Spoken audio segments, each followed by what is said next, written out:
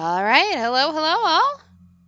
Hopefully everyone is doing all right tonight. We are back on Chaos Child, so this is going to be a solo stream. As a quick reminder, these are generally a little bit shorter just because it is the time of year where work sucks, and so I'm just a little more tired than normal. I'm Kels. I'm going to be your guide tonight. And yeah, we're on the Uki Yamazoe route, I think. It's been a little bit since we played, so I had to sit there and go, wait, what number ending are we on? And all of that. But I appreciate the thought we're just in busy season. It is the time of year.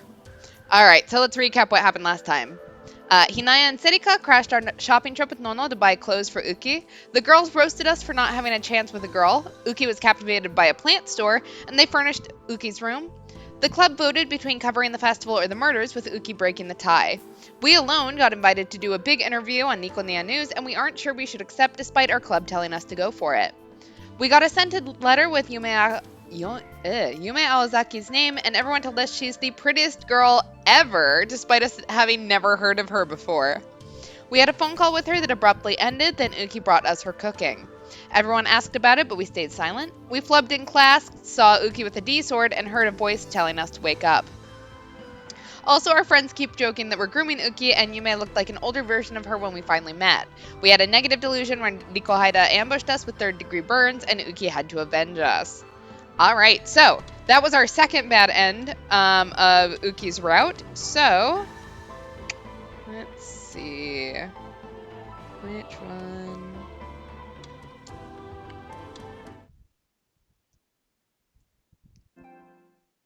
Alright. I don't know whether this is negative delusion 2 or 3. Let's see. Okay, so if 3... This must be 2. So 2 doesn't matter. We just skip this one. Right, because we're getting the call here. Okay. All right, and so the next one, we're just going to skip having a delusion for 3. So let's see how this goes.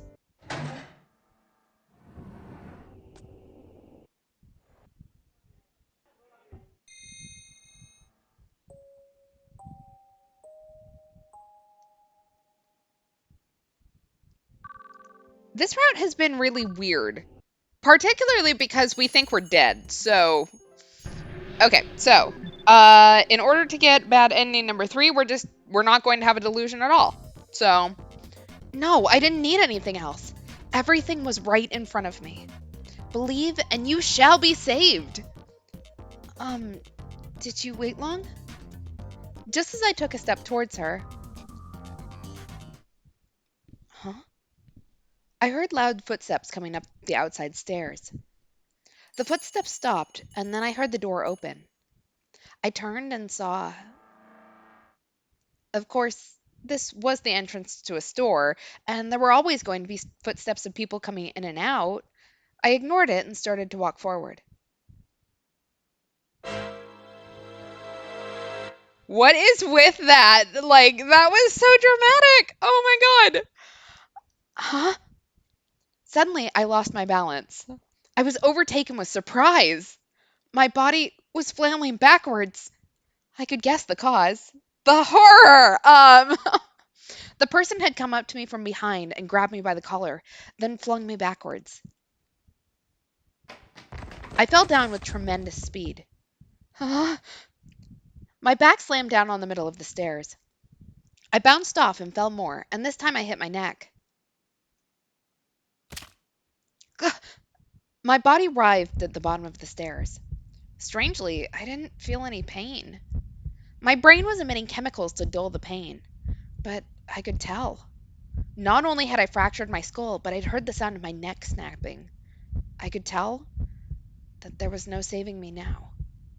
The flame of my life had been burning so brightly a moment ago, and now it was about to be blown out so easily. But why? Why did this happen to me? And who was it who was staring at me from the top of the stairs? Doubt swirled in my mind as I began to cough up blood. And then the whole world turned black. Yeah, that was our next bad end. We just got pushed too hard by accident and died. Like, there's no... I know that we thought it was someone being malicious, but... Were they? Alright, so to trigger bad end 4, we need to skip having 2 and have a positive delusion on 3. So apparently you have to you have to have a delusion on 2 in order to have a good ending. It looks like. So last time. And let's have a positive delusion about our date this time. I don't know if we're still gonna die, but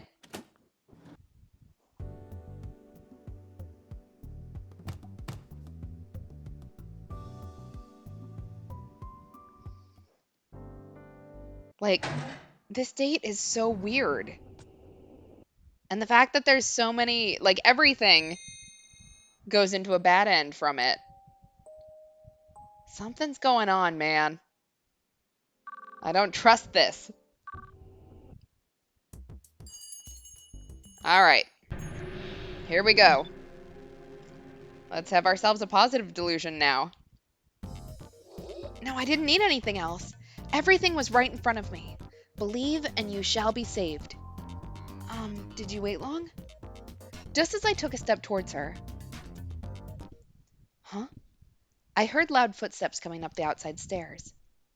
The footsteps stopped, and then I heard the door open. I turned and saw... Oh, hey, Serika. Onoe, what are you doing here? Did you follow me?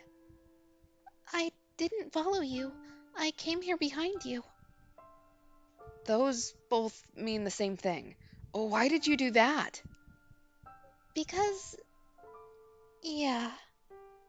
Huh? I couldn't hear you. Say it clearly.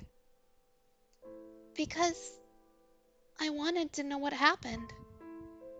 Serika stuck her lips out into a pout and sulked. You probably just think it's funny, right? I don't think that's very nice. No, that's not it. Then what? You know, Taku... Serika never held back about saying what she was thinking, but now she looked really hesitant.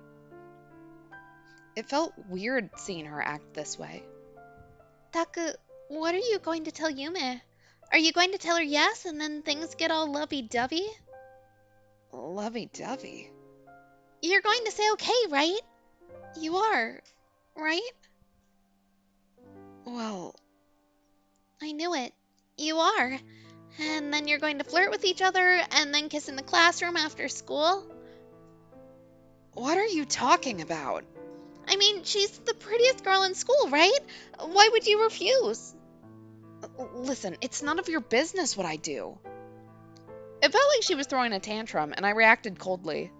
Normally, she'd just complain more, but today something was different about Serika. Onoe? It is my business. The lighting of the cafe reflected off her wet eyes. Onoe. I had no idea. I had no idea that Serika could look so sad. It is my business. Wait. I've been watching you for longer than anybody. I've been with you longer than anybody. And to tell you the truth, I always loved you more than anybody. What? But now I'm losing you to a girl that shows up out of nowhere? I don't want that. This delusion is so weird knowing that we created Serika.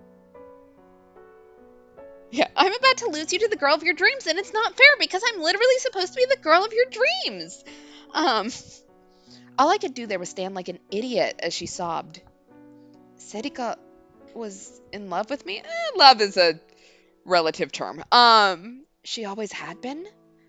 No, but she'd never shown any signs of that.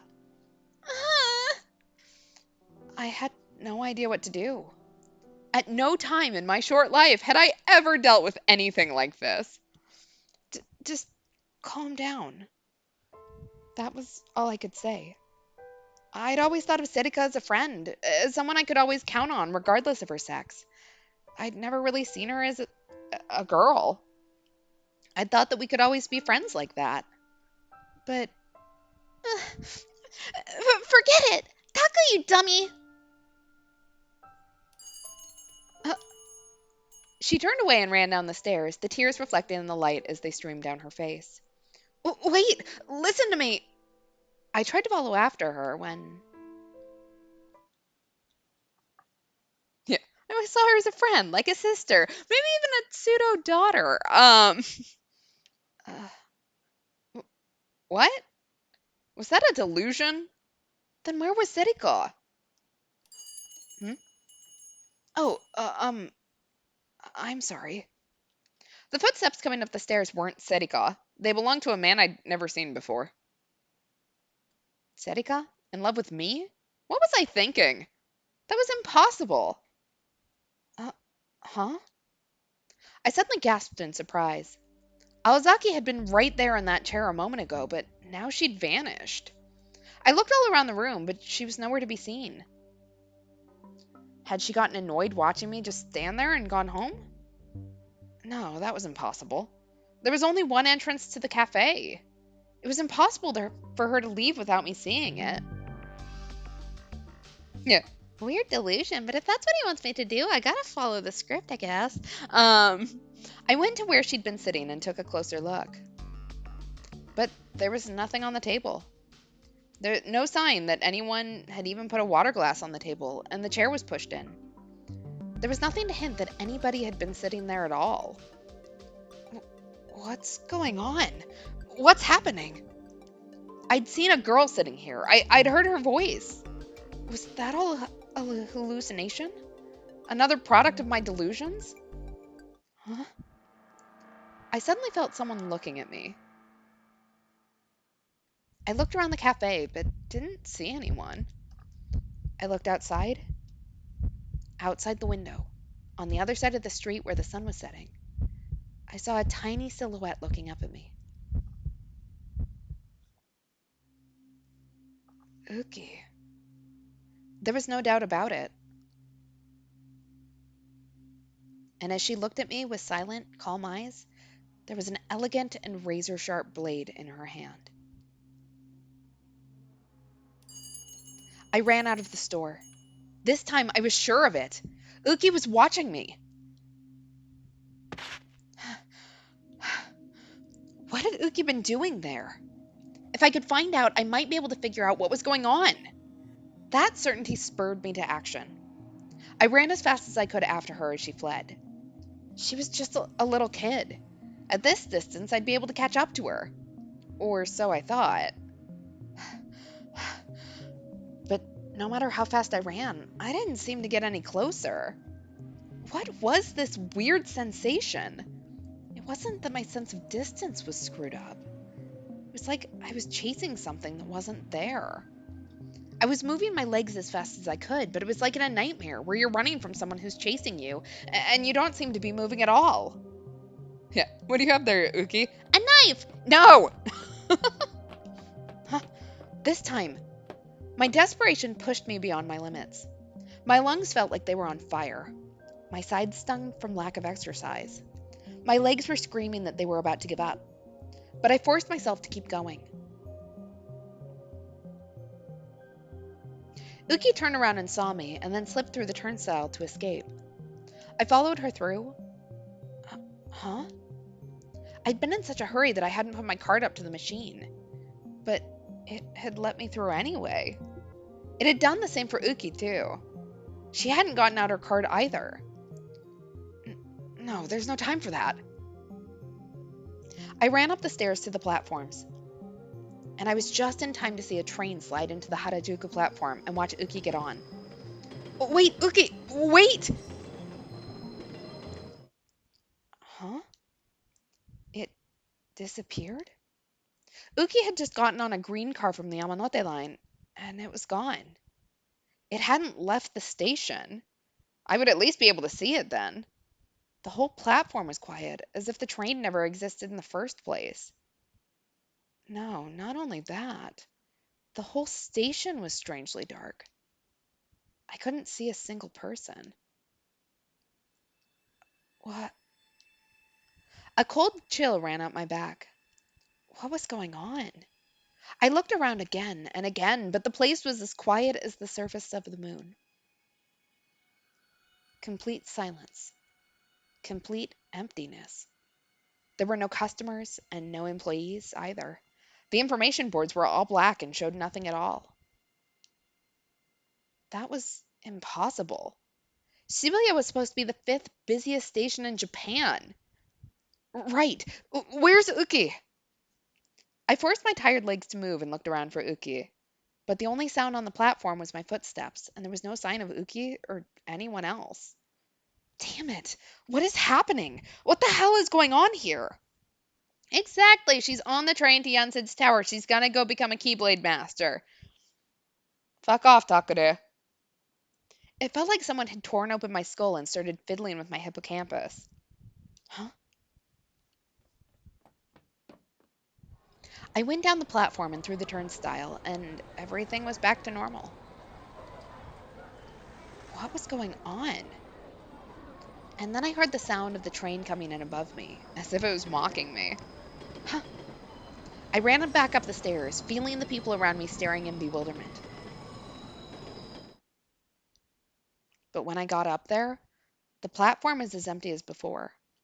I had no idea what was going on anymore. The more I thought about it, the more confused I got. I staggered down the stairs, feeling defeated. Once I got back down, the world was normal again. I didn't feel surprised anymore. I just felt empty. I put my back to the wall and let myself slide to the ground. Maybe I had gone crazy. I looked up and saw a commercial for a music artist playing on the big TV above Scramble Crossing. It was playing a song by Phantasm that just got released a few days ago. Suddenly, there was static on the screen. Please, listen! Huh? That voice. Taka, please! Taka, you, listen! Ours, here!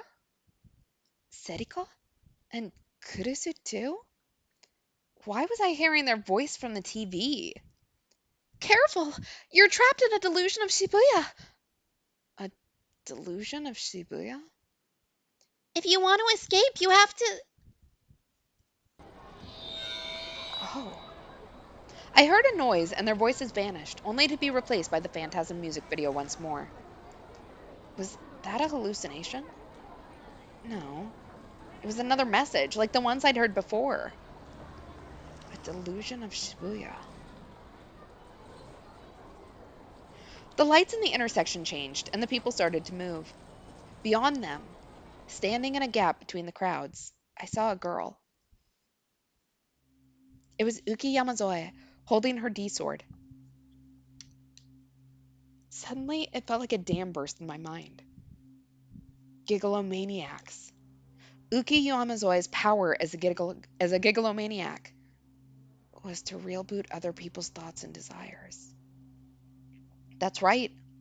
This whole thing started when I'd had that nightmare about being stabbed by Uki's D-sword. Then this must be... Huh? I started to move. The light was about to turn red, but I ran across the intersection anyway. I forced my way to the other side of the street as the car horns blared at me. I finally caught you! When I grabbed her by her tiny shoulders, Uki jerked and looked up at me in shock.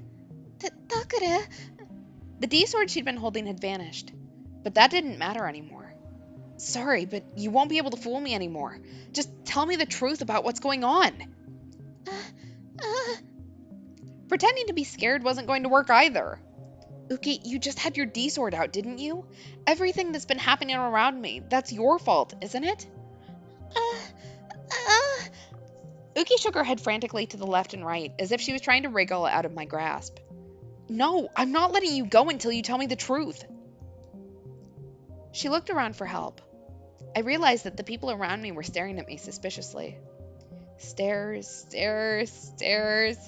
They formed a circle, looking at me with cold, inconsiderate eyes. Hey, you! Two black shadows forced their way through the crowd. You! I mean you! What are you doing there? Oh, no. This was bad. What's wrong? Are you doing something you shouldn't be? No, she and I are friends. Every criminal says that. Criminal? No, You can tell us at the station. Now come with me. Strong arms grabbed me and held me tight. Huh? Ah! Uki slipped out of my grasp. She slid through the crowd and disappeared from my sight. If I got arrested here, not only would my life be over, I might lose a critical clue.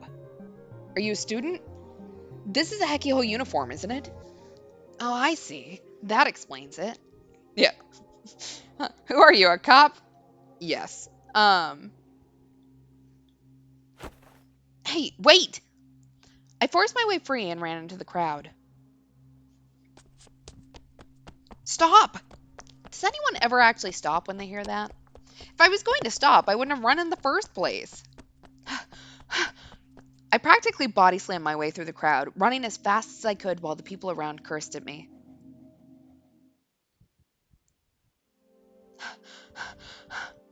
How much time had I spent running today? Felt like I'd been chasing a phantom of Uki forever.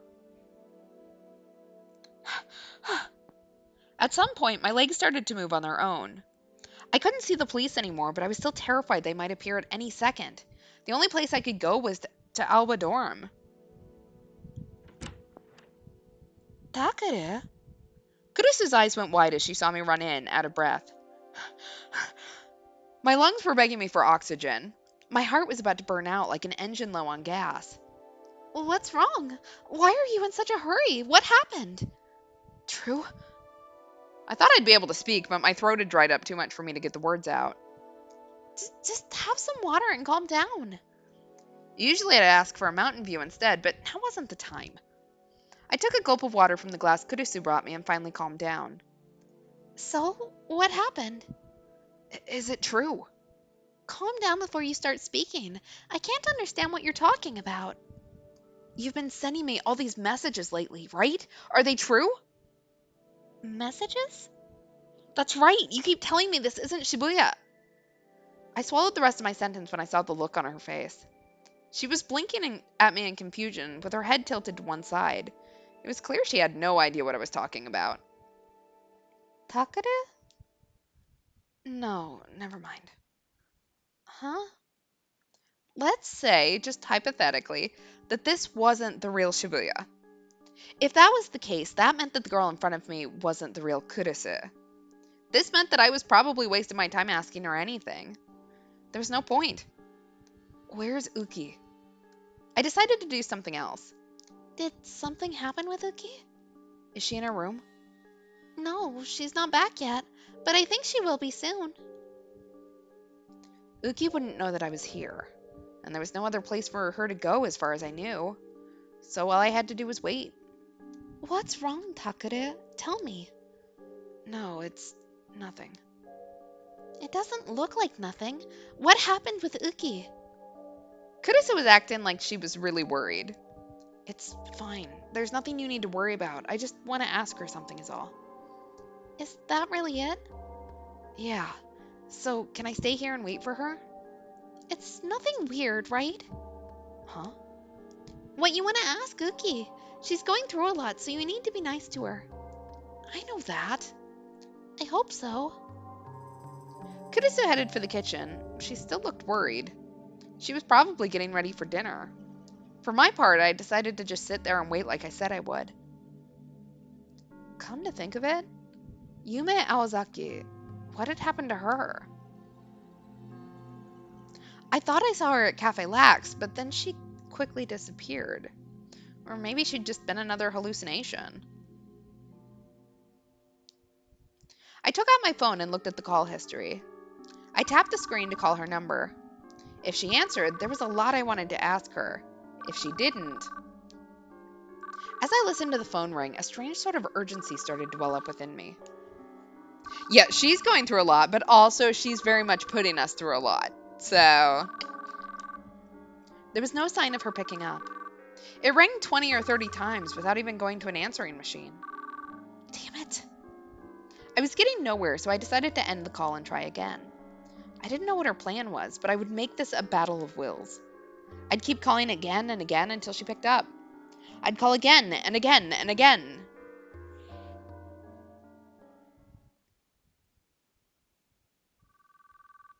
How many times had I called her?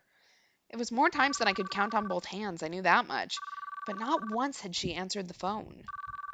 Maybe the monotonous sound of the ringing was getting to me because I was starting to get sleepy. It had been a stressful day, both physically and mentally. My mind, body, and spirit were all worn out, and the exhaustion was building up. My eyelids started to feel heavy.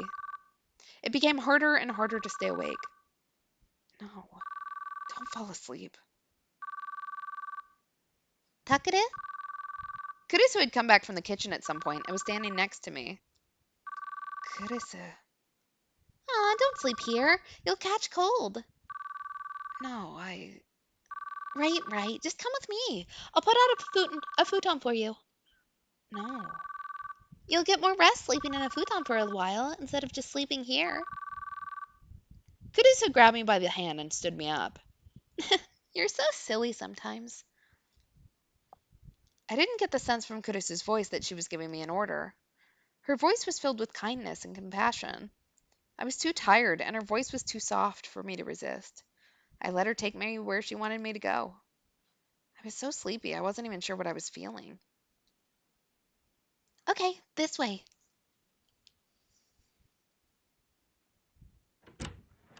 Kurisu brought me into what looked like a girl's room. Everything was colored pink and made for the taste of a little girl. Oh, that's right, this was Uki's room. The chaflera was on the side shelf in its little pod. This was definitely Uki's room. But why here? I just hung the futon out to dry this morning, so it should be nice and comfy. But still, it wasn't right to sleep in a girl's room when she wasn't there. Wait, that wasn't the real question. Then, what was the real question? I didn't know.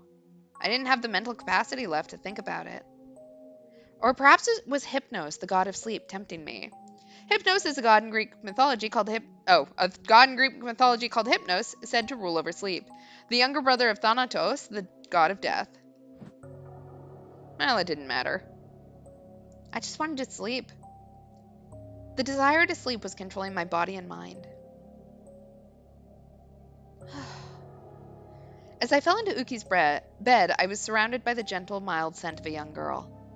It was a clean, sweet scent, like freshly washed sheets. The scent made me even more tired, and my eyelids slowly began to...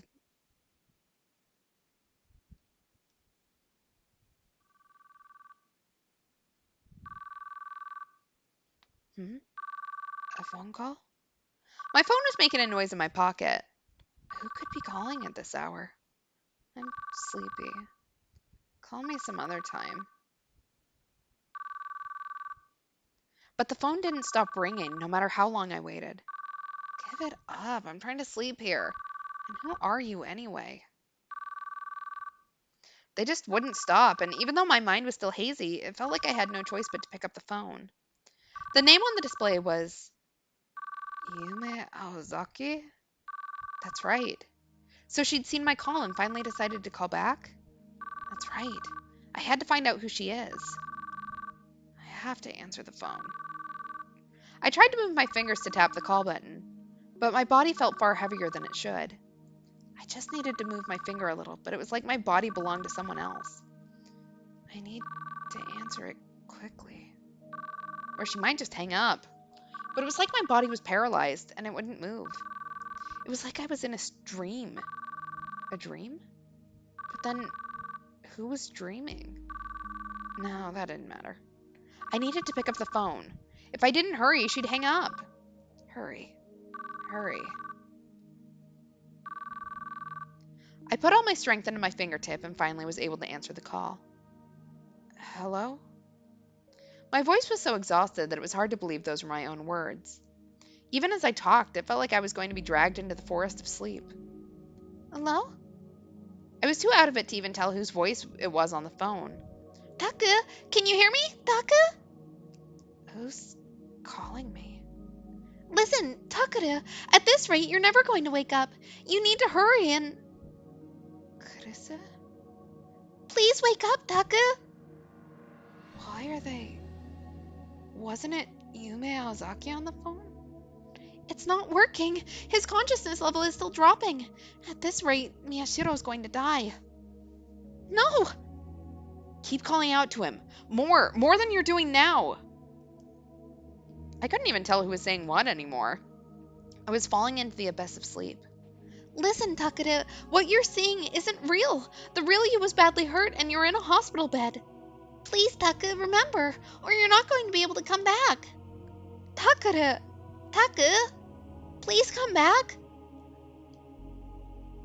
I could hear desperate cries from the very close and from far away.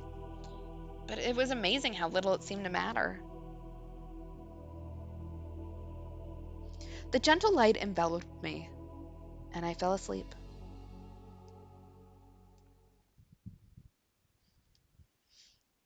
Where am I?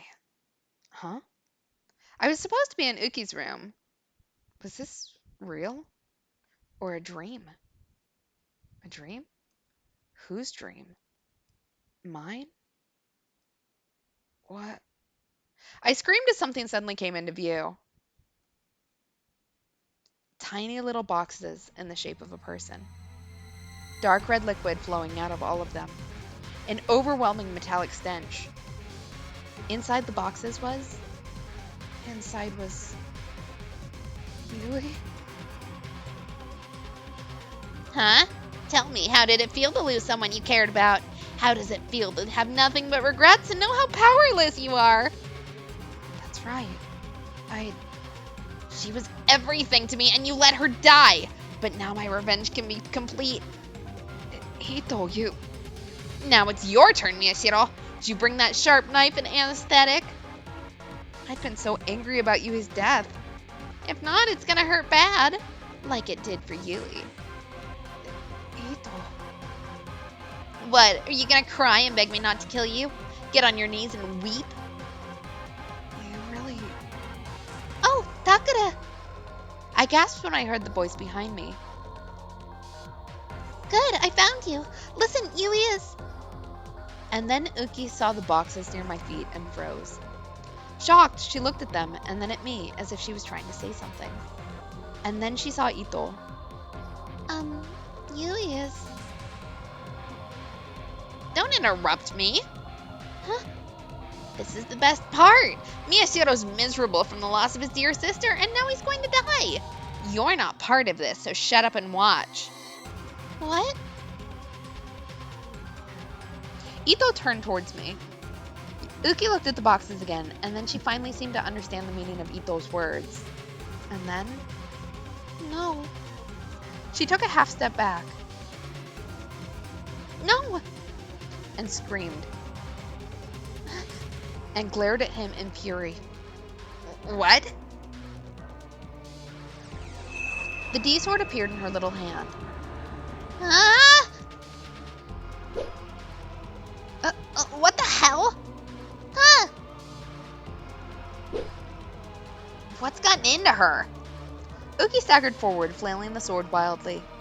Ito had no idea how to handle this sudden attacker. Wait, Uki, Ito is still... I got between them. And then... Ah! I feel like I'm making Kirby noises. And the cycle starts again. An impact. Pain. Heat. Takara? That's right. She stabbed me with her D-sword.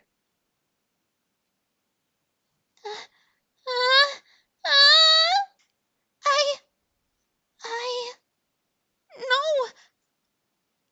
I remembered. That was what happened. Was that reality? Then was I inside a delusion right now? K- Kuda, I could hear voices. please wake up. Come back to us, Takara.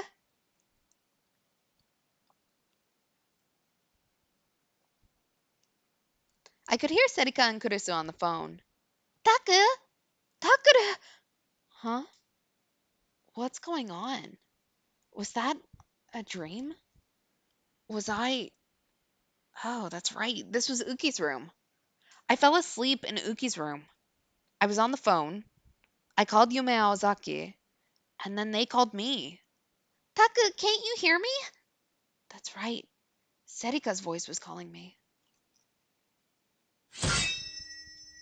Huh? Suddenly something flew by me and knocked the phone out of my hands. It fell on the floor, its body split open by something sharp.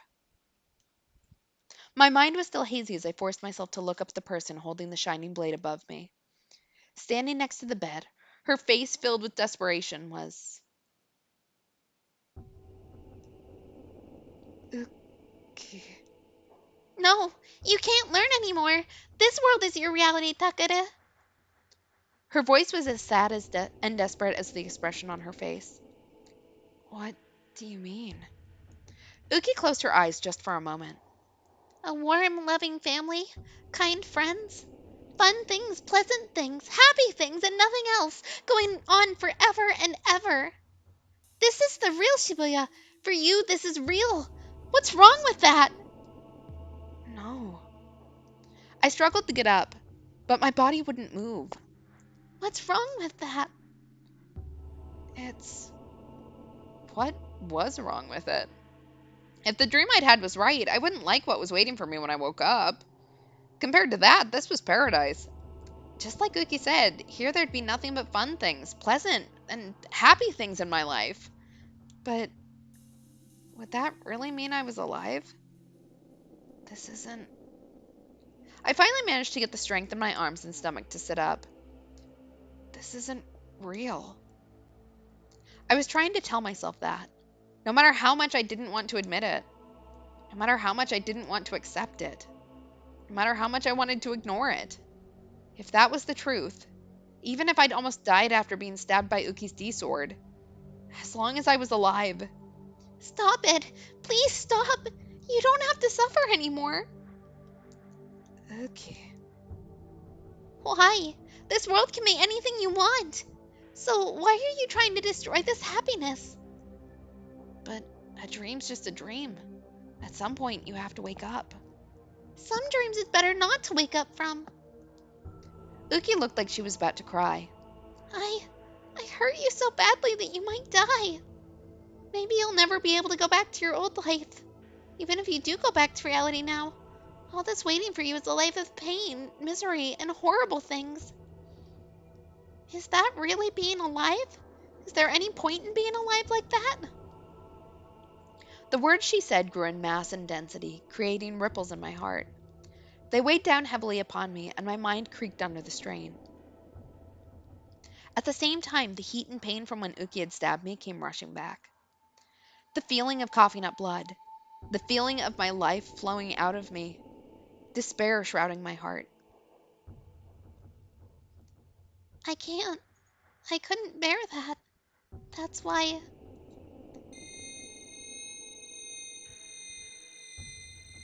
That's why I made a new world for you. A world with the happiness you want. I know you'll be happier if you stay here. I'll be happier too. Slowly, like a slow-acting poison, all my negative emotions came welling forth to hold me back. It was fine to put on a brave face and say that I had to wake up from my dream. But if Uki was right, even if I did go back to the old world, my body would be half dead already. And Yui, my little sister, she had been killed by the man I thought was my best friend, and now she was gone. Was there anything left for me in the real world? There was nothing but cruelty and coldness. But in this world, I wasn't hurt at all. Yui was here too. There was even a girl who loved me, Was there really any reason I had to go back? Fault. Uki's voice was shaking. Tears were running down her pale white cheeks. It's my fault. Everything is my fault. Uki. I...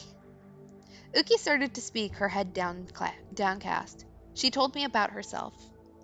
When I was little, Mom and Dad would take me to this strange place. There were a lot of people there praying and meditating. I imagined it was some kind of religious facility. Evidently, her parents had been involved in some kind of cult. They were very strict people, and they wouldn't tell me why I had to go there, and I never thought it was strange that I did. One day I was taken to that basement, and then right afterward there was that big earthquake, and they told me that Mom and Dad had died. I didn't have any relatives besides them, so I had nowhere to go. So I stayed down in that basement taking care of the people there. To me, this was all normal. I never wondered why I had to do it. I remembered when I took her out of that basement. She'd been there since she was very little, and it had been everything she had. Whenever I helped them, they would always say thank you. And when I heard those words, I felt so happy and so warm. I would tell myself that they needed me and that they were counting on me, and that made me very happy. There we go. Try to real boot Kazuki's powers and have her say Yui comes back to life. Considering how badly that went in Kazuki's route, I don't know that we really want to try that, but for young Uki, being needed was the only way she felt she had any value in the world. I could see that from how hard she worked at Alba Dorm. That desire to be needed was the only thing that kept her going. It makes me happy when the people around me are happy. Instead of making myself happy, I'd rather make the people around me happy. I want someone to be happy. I want to make someone happy. I want them to smile and say thank you. That's why I was born. But instead, Her round eyes filled with tears again. but I hurt you. And because of me, I made you unhappy, Takare. I can't make you happy in the real world anymore. But in this world, I can make you happy. I can make you smile. I can make you say thank you. So, please, stay in this world and help me make you happy. You want to make me happy? Yeah. Why, I wonder. The meaning of Uki's words slowly sank in. Here, I could be happy. Here, I could smile. Takare. Yeah. So maybe it would be okay to stay here. As soon as I started to think so, I began to feel incredibly tired again. Everything started to get hazy. I'm sure this is for the best. Nobody wants to suffer. And there's no difference between reality and delusion anyway. It's all just what your brain is showing you. So it's better to be happy. Takare. If I just let myself sleep. I'll watch over you. I'll watch over you and keep you happy. When I wake up, I'll be happy. Ah. Everything started to fade away. A tiny hand rubbed my back. It was Uki's hand, gentle and warm. It would keep me safe. So that's, that. Yeah, that's right. If Uki would make me happy, that was fine with me. I'm glad. A sweet, gentle darkness slowly enveloped me. If something bad happened, I could just look away. I could hide myself in my own little world and just not look at it. Trying to deal with things would only make me miserable. What was wrong with that? There was nothing in my life worth going through all that for. I could just let things pass me by. If I could have fun and be happy, what could be better? Everything would be fine. I could live here. Uki was saying she'd do everything she could for me. I couldn't turn down her kindness. This was fine. Everything was fine. It was just fine. Yeah, everything's fine. Everything's fine. In the end, the world was mine anyway. It was only what I saw, what I felt, what I knew. So I could just do what I wanted. It wasn't bothering anybody. I could just forget everything and let Uki take care of it all. And then I fell. I fell towards an infinite abyss, toward a happy world that only belonged to me, forever and ever. Good night, Takara. Sweet dreams. Yeah, like thinking about how this would have destroyed Nono because Yui has just died and now Takaru is doing his shit. Um, yeah, this would just devastate her. Okay, so we are into the not bad ends because there's two of them. So we have the another sky end first. And we are going to do a negative delusion on 2. Or maybe people could sense the light of my inner genius, no matter how I tried to hide it. But normally I didn't stand out at all. Everyone seemed to get the wrong idea, but I always tried to keep myself out of the limelight. And yet, Yume Aozaki found me anyway, which meant that she was special. The chosen right-sider and the chosen beauty drawn together by a special destiny. Was this fate after all? No. Calm down, Takaru Miyashiro.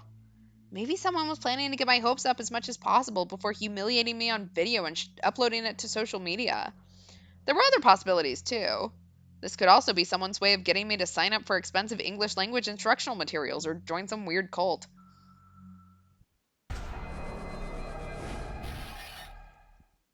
It is the another sky end. It's not the required end, so all right. Negative delusion. Anyway, if I read it, I might be able to tell what it said. I couldn't get the sticker off the back easily, so I carefully sliced it off with a pair of scissors and took out the pile of folded papers from inside. It was a ransom note with anthrax. What's this? Copy paper? Why would someone stuff this into a cute envelope like that? Was she going for Gap Moe? Like, this is cute to me because it's bizarre and unexpected. But what does it say? But the words on the paper were printed from a computer, not handwritten like the outside. I was a little disappointed, but that was fine. What was important was what they said. Let's see. Dear Takuru Miyashiro, I've watched you for a long time. That was normal. But it was too painful to just watch and not act, so I've gathered all my courage together to write this letter. What I want to tell you is extremely simple. I'm in love with you. I have been for a long time. I love how straight your hair is. I love how you're not too athletic and toned, but not too thin. I love how intelligent you look in your glasses. I love your cool, unemotional eyes. I love the high bridge of your nose. I love what a great leader you are in the newspaper club. I love it when you smile. It's moe to me. It's moe moe kyun. Moe moe kyun. I love you, Miyashiro. I took a photo of you in secret and made it my cell phone wallpaper, and I stare at it every night. I picked up a piece of your hair and put it in a stuffed animal, and I hold it when I go to sleep at night.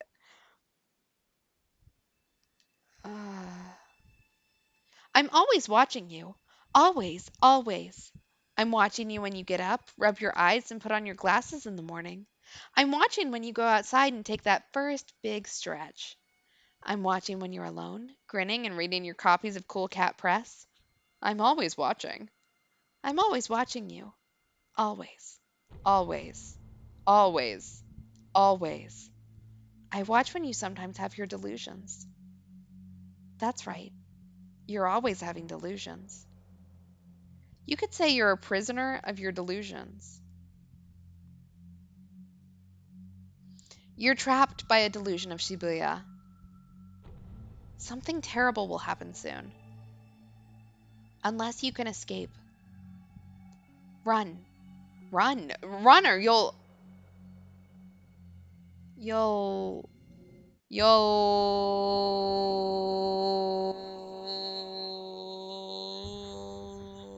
Okay, I'm not doing that for that long, but yeah, in the future, you did not have to be our dream girlfriend. Yeah, she might have seen the delusion where Setika confessed to us. It's fine. What the hell is this? It's terrifying. Fear won out over disappointment. She was a lunatic. A prisoner of my delusions? Run away? What the hell was she talking about? She was watching me? That was a joke, right? But she knew about Cool Cat Press. She can't really. I stood up to look outside my window. Huh? Huh? What was this sensation I was feeling? What was I? That's right. I was reading that letter. Uh, huh? The bed was covered with pink paper. It wasn't copy paper, and the writing on it was handwritten, not typed. I quickly looked through it, and it was a normal love letter. What was that then? Had I taken Etho's suggestion that it might be a prank a little too seriously? Still, it seemed really realistic. I calmed myself down and read through the letter again. The letter said that she wanted to date me. And then I saw it. There was an 11-digit number at the bottom of the letter. I'll be waiting for your answer. That's what it said. A phone call, huh? I wasn't very good on the phone. I could feel my stomach clench with stress. Felt like the stress wasn't going to go away until I called. I'd rather just call now than go through all that misery. Let's do this. I spoke loudly to work up my courage and took out the phone. And then I carefully entered the number on the paper and tapped the call icon with shaking fingers. I waited a while, but there was no sign that she'd pick up. Just as I went to hang up, and we had our... That scared me for a second. But we talked to her. Uki came by to give us our dinner. There was just leftovers from her dinner. All right. Let's see where this goes.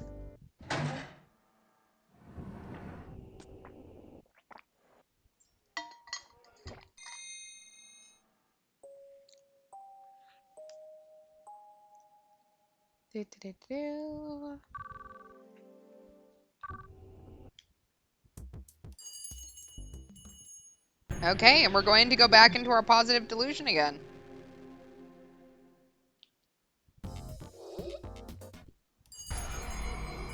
So Setika is going to confess to us.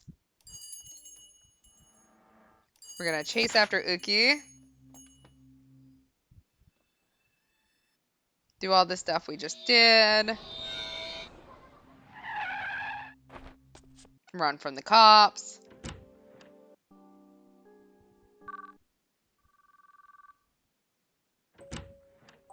Nono's gonna put us to bed in Uki's room for some reason. We're gonna remember getting stabbed.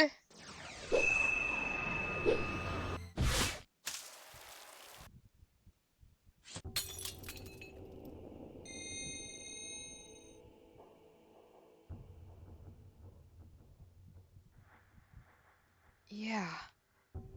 Maybe she was right. If Uki would make me happy, then that was fine with me. I slowly sank into the abyss of unconsciousness. No! Huh? Suddenly I heard a voice that pulled me back from the abyss. A roar filled the air and a single ray of light flashed. It felt like the void itself was being sliced apart. Huh?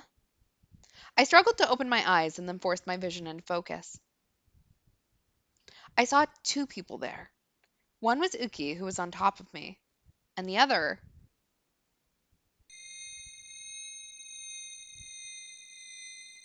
Takara! Two Ukis? Exactly, Jesus.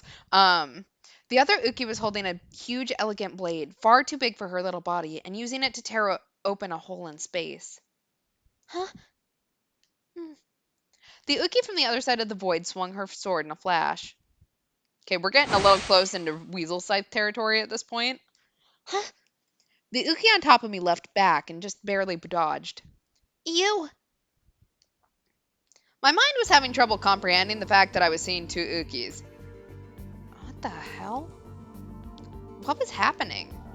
What was going on? Was this part of the dream? Or was it real? I was too tired to try and understand. Why were there two Ukis? The other Uki lifted her blade and readied it. Yeah, trust no one, not even yourself. Uki raised her hand out into the emptiness and plunged it into a crack between dimensions. The quanta formed in the dead spot by my brain. In my brain. And with a dazzling light, the long flowing blade, the D-sword, appeared in her hand. Lovely, now there's two of them. The two of them stared at each other for a moment. They both moved at almost the exact same time.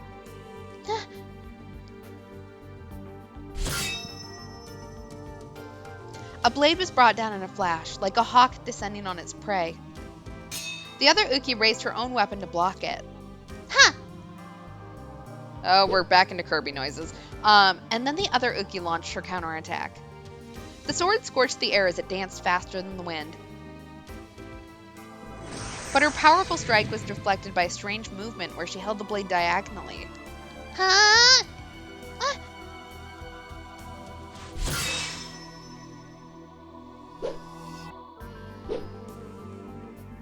Wind, sound, impact, heart. The two switched rapidly between attacker and defender. The two switched rapidly between one place and another. The two switched rapidly in my mind. I couldn't tell which was which anymore. Takeda, don't let her trick you. One of the Uki seemed to be losing slightly. She yelled in a loud voice that didn't sound like Uki at all. Trick me? What do you mean? What the me in front of you just said is all a lie. So please don't let her trick you. Don't tell him that. Huh? A lie? What she just said? That I could live happily in my dreams? That was all a lie? Listen to me. Even if you do what she tells you, it won't make you happy. I won't be happy. That's right. You'll just melt into the delusion and never be able to come back. Don't say another word. Yeah! Pale fireworks flashed violently in front of me, and rainbow streaks of light burned into my eyes. I tried as hard as I could to think about what the other Uki, the one that had just appeared, was telling me. Takeda, she's lying to you.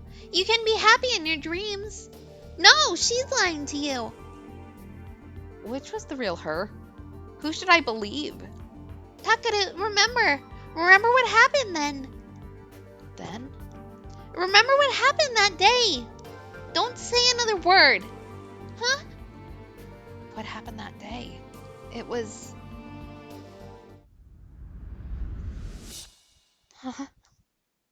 That day. What happened? Ask yourself. Think and find the answer. Whose delusion is this really? I could sense a door that was half open in the back of my mind. The vision of the past I'd seen slowly open that door once more. No, stop. Don't remember. No. Remember what really happened and who this delusion really belongs to. What really happened? On that day, tiny little boxes in the shape of a person, dark red liquid flowing out of them, an overwhelming metallic stench. Inside the boxes was... Yui? Huh? Tell me, how did it feel to lose someone you cared about? How does it feel to have nothing but regrets and know how powerless you are? I remembered this part. That's what had happened that day. She was everything to me and you let her die. But now my revenge can be complete. Ito, you... Now it's your turn, Miyashiro. Did you bring that sharp knife and anesthetic? I'd been so angry about Yui's death. If not, it's gonna hurt bad, like it did for Yui. Ito. There we go. So who's the real Weasel Scythe? I am. Don't let this imposter fool you. She's been trained by Zerg to mimic my every move. What? Are you going to cry and beg me not to kill you? Get on your knees and weep? You really... Oh, Takeda! Then Uki came.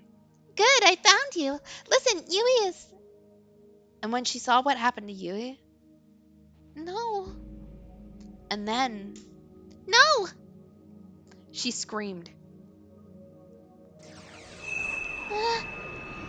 What? She real booted the D sword. Ah! What the hell? Huh!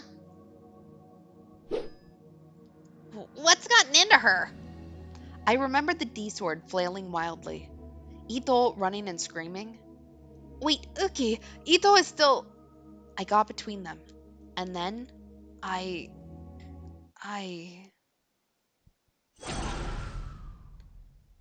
know it does. Yeah, we've spent so much time in Uki's delusion, Shibuya, that Ito feels really out of place whenever we go back to him. He really does. Like, even ignoring the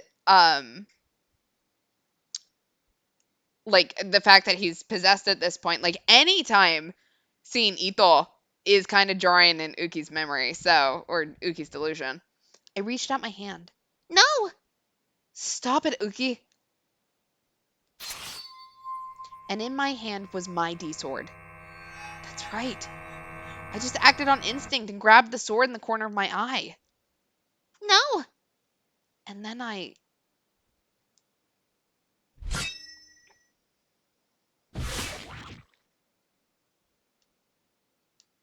well, that's awful. Huh?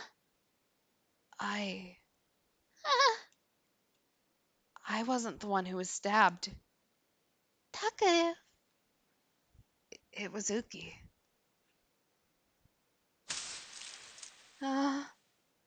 The horrible sensation of ripping through blood vessels and muscle fiber. Her body crumpling forward. The sound of her coughing up blood. The thud when she bounced off the pavement. Uki's body turning red. It all came back to me. Ah.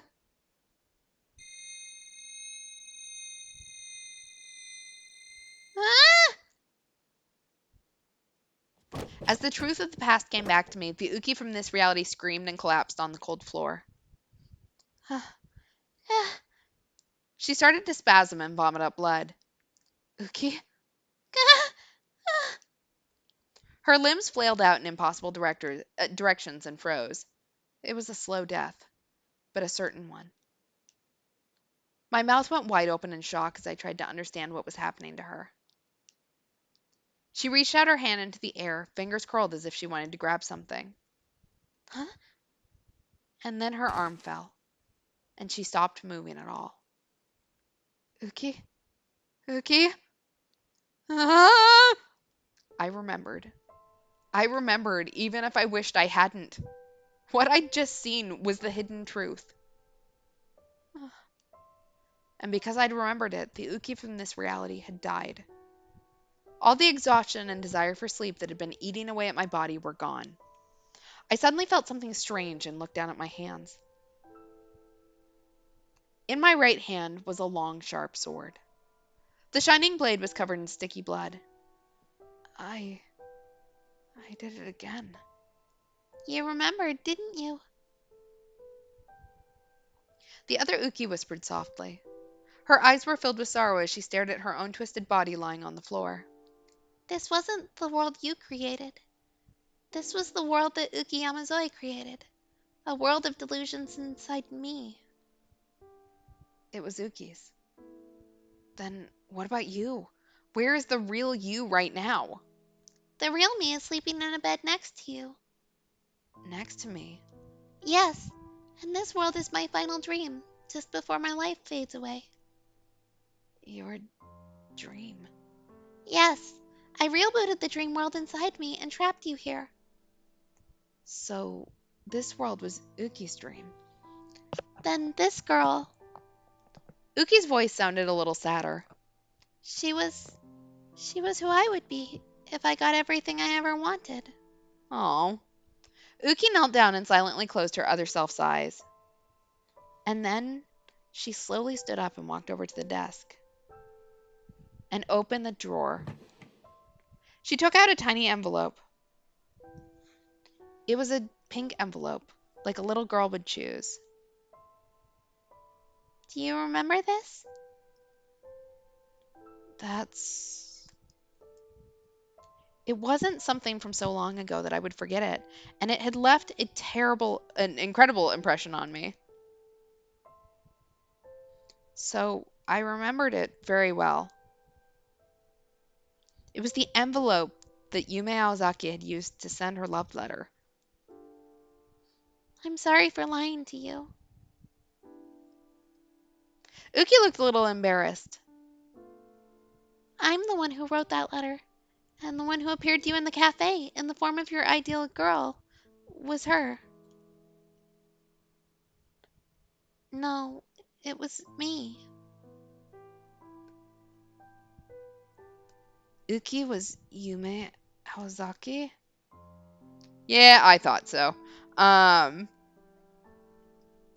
why?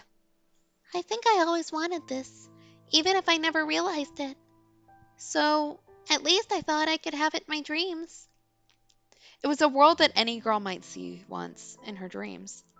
But for Yuki, maybe that was what she'd always wanted. For a girl who'd grown up in that dark basement, who'd never gotten a chance to go to school. Oh, so that's it. Yume Aozaki. Something clicked in my mind. Yume Aozaki. Rearrange the letters and it becomes Uki Yamazoe. I don't know why they needed a graphic for this. I think we know how to do a what is that, a palindrome, something. The answer had been there all along. Thank you, Takure. Her eyes were still downcast as she spoke. In my dreams, I was able to live the life I always wanted, even if it was just for a short time. I felt I knew what Uki was trying to say. But now, the dream is over. Uki. Anagram, there we go. The real me is about to die. But that's... But before that happens, I want you to go back to the world where you belong.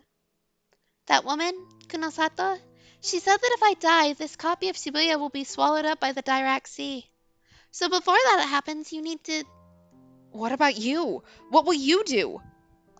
There's no time. That's not an answer. What will you do? She tried to continue, but before she could get out the words, the strength left her body and she was forced to the ground. What? I quickly ran over to her and grabbed her by the arm and tried to help her up. What are you doing? Takure. You're coming too. You have to come with me. No matter how hard the real world was. No matter how far away happiness seemed. Takure. Come on, stand up. Stand up and come with me. I would take her with me. Thank you, Takure. And then Uki smiled a little. But you can't. She quietly brushed my hand away. It was all I could do to come here at all.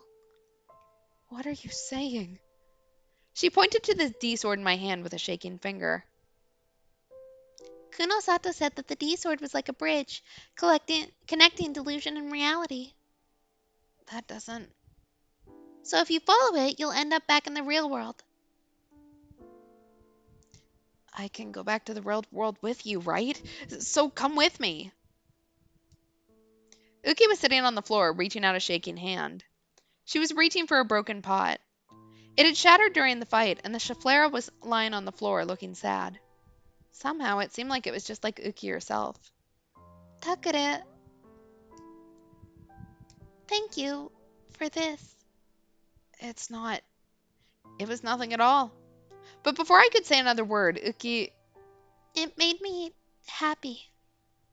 Uki collapsed to the floor. And then the world started to fall apart.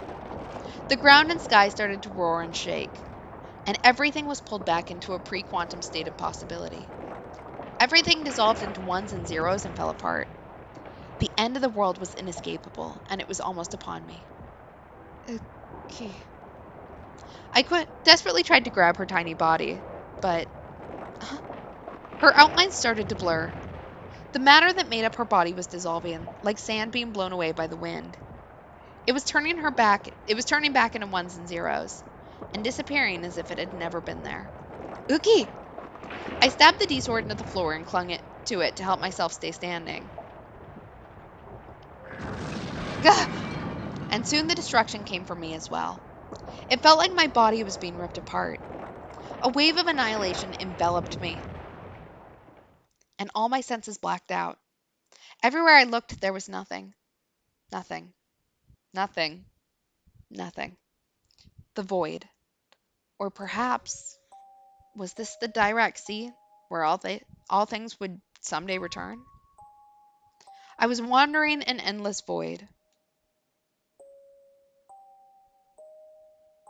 Particles of light were flowing upward all around me.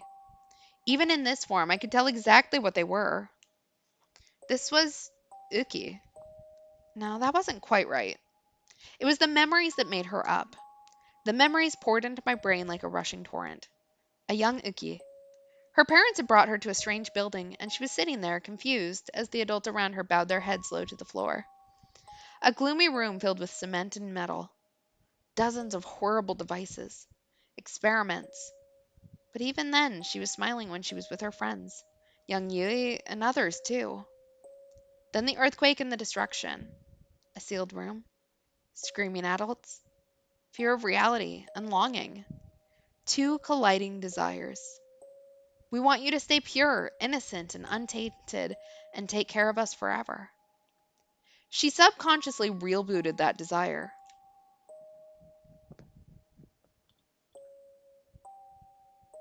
And that's what had happened to her body. Still, she accepted everything, even her own fate. Uki. The world turned pure white and began to be rebuilt again.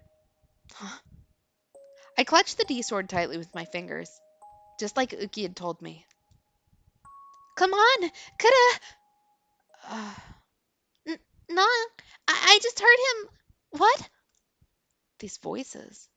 Takeda, Takeda, They were calling out for me over and over. Taka, Taka, Taka, Taka, What? Takeda, You guys are so loud. Taka, Takeda. Dad, Takeda's opened his eyes. He did? I'll be right there. The world began to regain its color. Takeda, do you know me? Do you know who I am? Of course I do, Kurisa. Taka, what about me? What about me? Um, who are you again? Aw, Just kidding. Oh no. Taka. Ow. Ow, that hurts. Come on, what kind of idiot jumps on someone right after they get out of a coma? But, Dad ran through the curtain separating the beds and pulled Serika off me, then peered down at my face. You're fully conscious, I see. As he started to give me an exam, I looked down at my hand. It was still in the shape it had been when I was holding the D-sword. I'm glad you woke up. That's right. Do you know how worried we were? These two kept calling your name so that we wouldn't lose you. Yeah. Thanks. I heard your voices.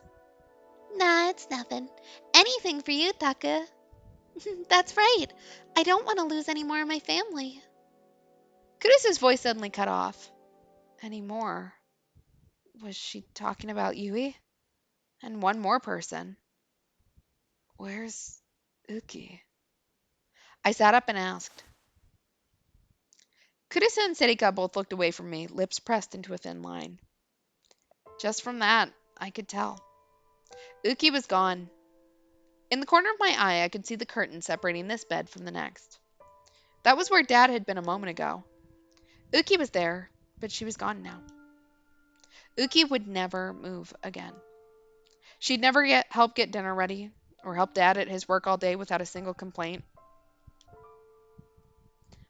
I'd known it was going to happen.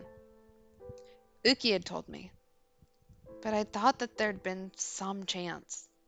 Just like how there's a 50-50 chance the cat in the box is alive, at least until you open it. I'd thought that just maybe I had to accept it. I had to face it. But, huh. Takara. My feelings overflowed. Hot tears dripped down my face. Ah! Ah! There was nothing I could do now but cry. I thought I could save her. This time, I thought I could save her.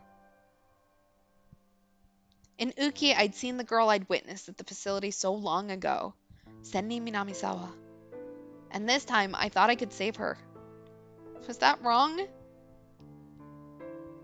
Even when she was down in that basement, Uki had never thought of herself as sad.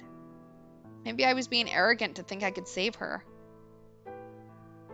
Maybe what I'd done for her was just for my own self-satisfaction. Was she ever able to feel any happiness for herself? Even a little? Thank you, Takara. Uki's words echoed in my mind. In my dreams, I was able to live the life I always wanted, even if it was just for a short time. Thank you, she'd said at the very last moment. It was a tiny little wish, and it had only come true in her dreams. It wasn't fair.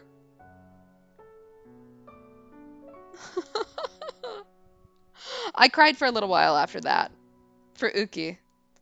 For a little girl who'd only wanted other people to be happy. Well, that was nice and depressing. In other words, you're telling me that you killed Uki Yamazoe? Several days later, Shinjo and Kunosato came to ask me about what had happened, and I told them everything. And yes, like I just told you, I was the one who took her life. So, you want me to arrest you? Yes. I could still feel it in my hands.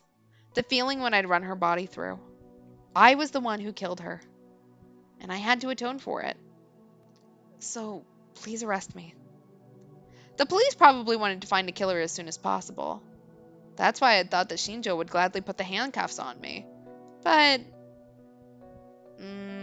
what do you think? Impossible. Yeah. Shinjo and Kunosato were both looking at each other and saying something that didn't make sense. Impossible? What does that mean? It's impossible that I killed Uki? But I stabbed her with my own hands. I real booted the D-sword. I was saying so, and I was the one who killed her. How could it be impossible? There were no external wounds on Uki Yamazoe's body. What? But that meant... What do you mean? Just what I said. There were no external wounds on Uki Yamazoe's body. Since she was connected with the case, I had an autopsy performed, but they found no signs that she died from external trauma. In other words, Uki Yamazoe died a natural death. No crime was committed. A natural death? But that's impossible. I killed her. You're sure about that, right?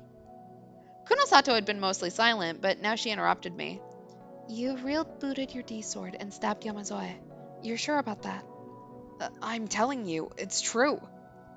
I see. If there was one possibility, then... No, but that's... What is it? Please tell me. Kunosato's words cut off, and I stormed over to her. Uki Yamazoe wanted to stop you from being a murderer. So she used the last of her power to real boot a delusion where she died a natural death. Or at least that was my first thought, but now that she's dead, there's no way to know. Of course, if you're still in the world of her delusions, that changes things. A world of delusions. This was another delusion? The dream of the butterfly. The words came to me suddenly, and suddenly I looked up. Someone was looking at me. I looked outside the room, trying to see who it was. There was a long, dim hallway, and beyond it, there was... What's wrong, Miyashiro? No, I thought I saw someone. I thought I saw a tiny shadow. The shadow of a tiny girl, holding a sword much too big for her. A shadow? But when I looked again, it was gone.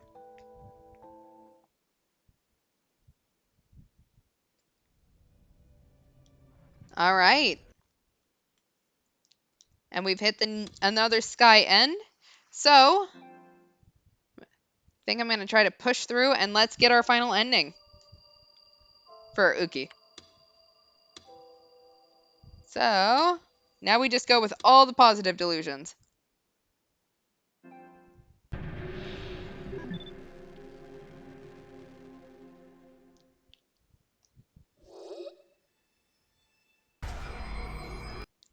Anyway, the fastest way to find out was to read it. That would give me a clue as to whether it was real or a prank. I cut off just a tiny piece of the top of the envelope and took out the letter from inside. The letter was written on pretty pink paper that matched the envelope. I started to read the contents of the letter. Let's see. I apologize for sending this to you so suddenly. But it was causing me too much pain, too much sorrow, and too much agony to keep my feelings locked up inside my tiny little heart.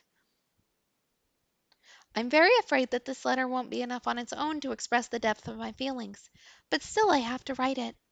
I have to do everything I can to put my feelings to paper. Miyashiro, I've watched you for a long, long time. You're so smart, so knowledgeable about everything, and everyone looks up to you as the president of the newspaper club. But you're also so modest and so reserved. Each time I see the sparkle in your eyes behind those glasses, my heart aches. And at some point, I've become your prisoner. Lately, I think about you all the time, whether I'm awake or asleep. I feel like I'm going crazy. Of course, I know that I'm not good enough for a wonderful person like you. But if you have even the slightest interest in me at all, it doesn't have to be serious to start with, but would you please consider going on a date with me? Just reading it was enough to make me feel dizzy. I was ashamed that I had ever doubted her. I could feel Yume Aozaki's pure, innocent feelings for me pouring forth. Joy burst from within my heart. I'm a truly terrible man to make such an innocent girl my prisoner. I ran my hand up and back through my hair and then adjusted the rim of my glasses, then sighed dramatically. Oh my god. This nerd. What's this? And then I saw it. At the bottom of the letter, there was an 11-digit number. Is that a cell phone number? I'll be waiting for your answer. That was what it said in cute round letters next to the number. My throat went dry and my stomach started to clench. She wants me to call her? She wanted me to talk on the phone with a girl I'd never met before? And one who is supposedly the prettiest to come along in a decade? Serika and the guys in the newspaper club were one thing, but I still got nervous talking to my classmates. This was asking way too much.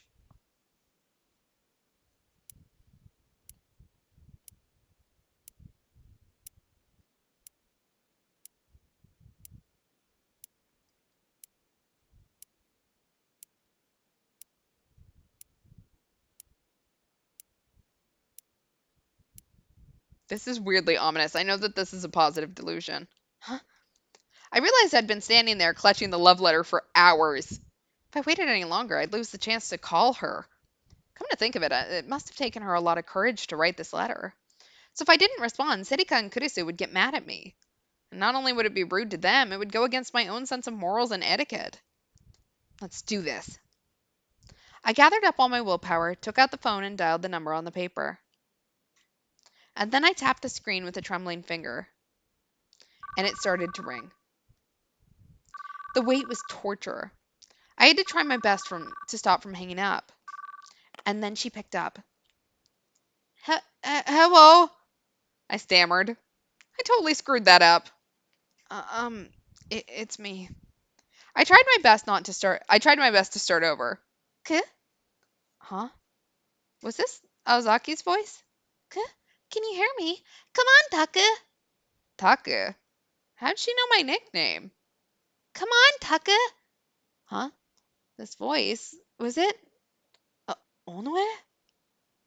No way! I know I entered the right number. Takaru, please answer me. Takaru. This time it was another voice. That voice belonged to Kurisu? What was going on? Why was I talking to Serika and Kurisu?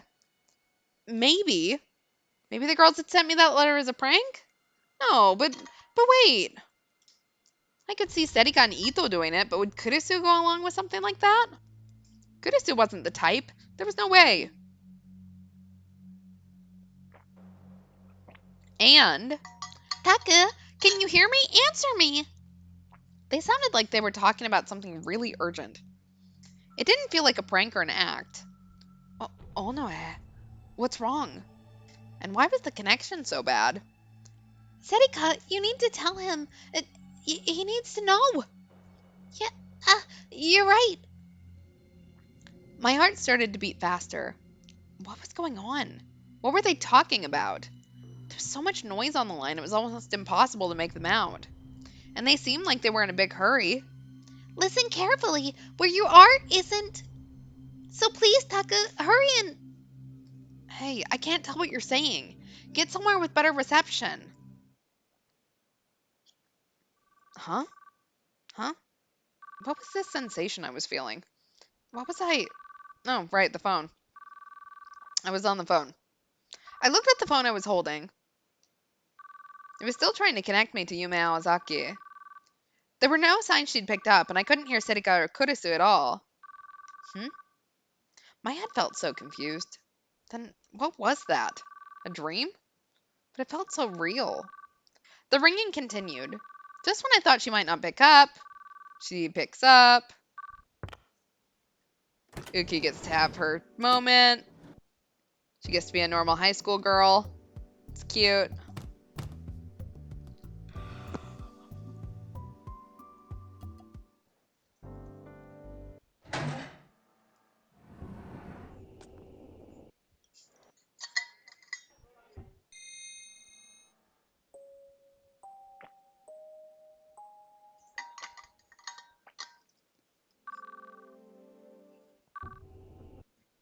Alright.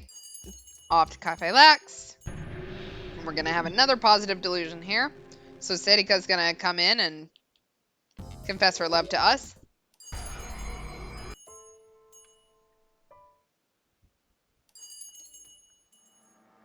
We'll chase after Uki again.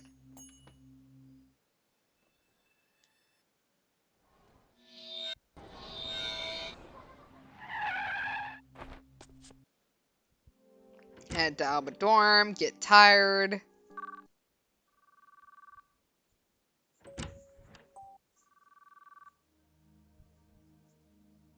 Remember what happened again.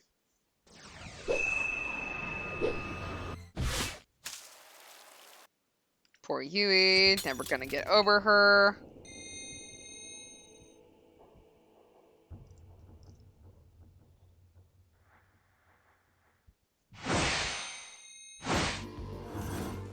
Uki's gonna fight Uki. Uki will win.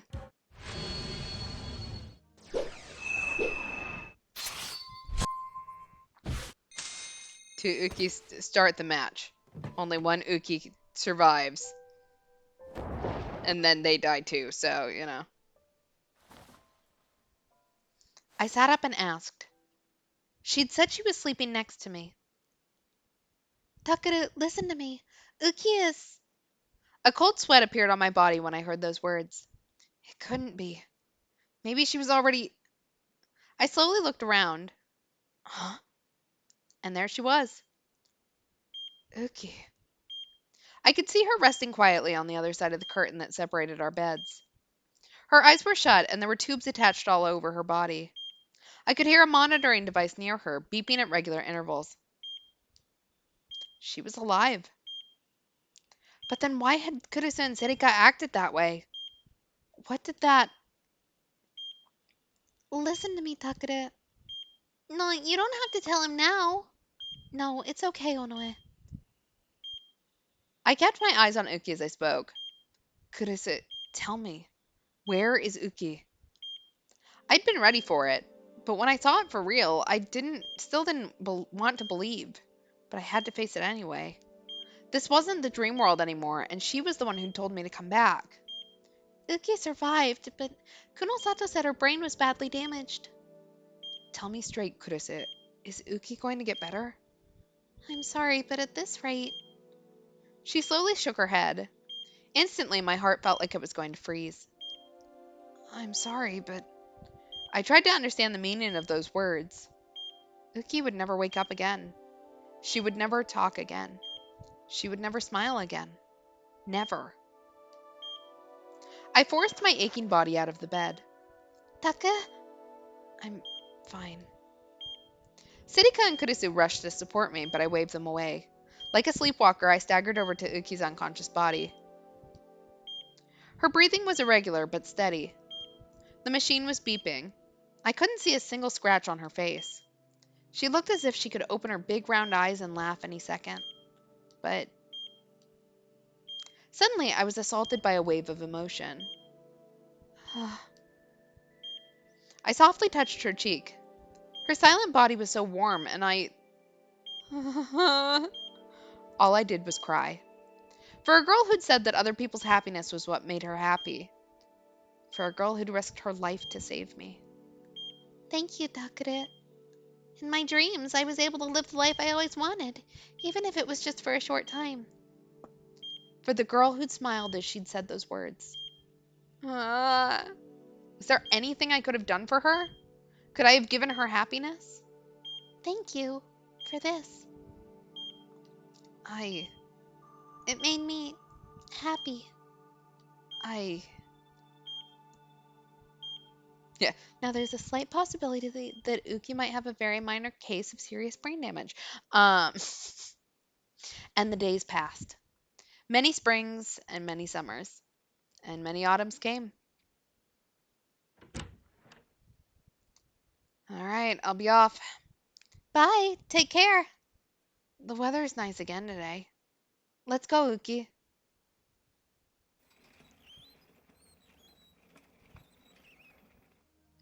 There's a lot of people over there, so we'll go this way. Or would you rather we went over there? Got it. We'll go over there. Shortly after, Uki's body had recovered to the point where we could take her off life support. But it was only her body that recovered. She didn't talk or laugh. She just stared into space like a doll. Her mind had gone someplace far away and still hadn't come back. Kunosato said it probably never would. And she was probably right. My one wish was that wherever she was, she'd found the world she'd always wanted. All I could do was pray and spend every day with her. It was the only way I could atone. Oh, Taka! I turned around just in time to see Serika run up to us. Hey. Going for another walk? Yeah. Cool. The weather's nice. Serika smiled at Uki and then looked up at the bright sky. Sorry I haven't been able to hang out much lately. Huh? I don't mind, as long as you're okay with things. Serika looked at me. You're okay with things, right? Of course, the best thing would be for Uki to get better, but that was too much to hope for now. So I would do what I could for her. Yeah, I guess. This was the path that I'd chosen. Okay, that's good enough for me then. Serika smiled, satisfied at my answers. All right, I'll be going. See you later, Uki. Ciao! She said a word she'd probably picked up from someone else and left. I watched her go, and then we started to walk again. We took each step slowly and carefully. Oh, right. So then Yuto, and then Dad. No matter what I said, there was never an answer. But I kept talking and waiting for the day when she would someday come back. Yeah, I know. At first it was like, okay, are we just carting around her ashes or... But no, there's an actual living body. Oh. I stopped in front of a small store. I'd spotted a planter, and I'd seen a certain plant lined up in front of the others at the florist. A Schefflera. It was the plant I'd given to Uki as a present for her room. It made me happy. I thought I heard her voice and quickly turned to look at her. But I'd just imagined it. Yeah, that's not... And then... Uki? Eyes like glass beads quivered for a moment. Huh? And a single tear ran down her cheek. Uki. She didn't speak. Her expression didn't change. But still, she was there. And someday... Hey, Uki? The world was constantly growing, expanding, and evolving. Even if it left the two of us behind, I'd spend my days with her and believe that someday she would come back to us. Until then, I'll spend my life taking care of you so that someday you can be happy. I didn't know if that day would ever come, but until then, I would keep believing. Always.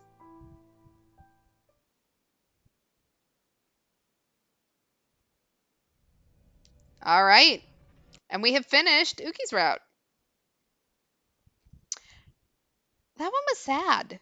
They've all kind of been sad. So, I get it. But, okay. We finished the butterfly route and the Dream Sky End. So, next stream, Thursday. No, today's Thursday. Sunday, 10 o'clock Eastern, 7 o'clock Pacific. Our next Chaos Child route, we'll be doing the final route for Nono. As we're getting to the end of this game, if you have any recommendations for us to play next, please feel free to leave them. Otherwise, I'll just pick something else to play. And yeah, I don't have any other announcements, so thanks for hanging out, and hope you all enjoyed. Bye, all!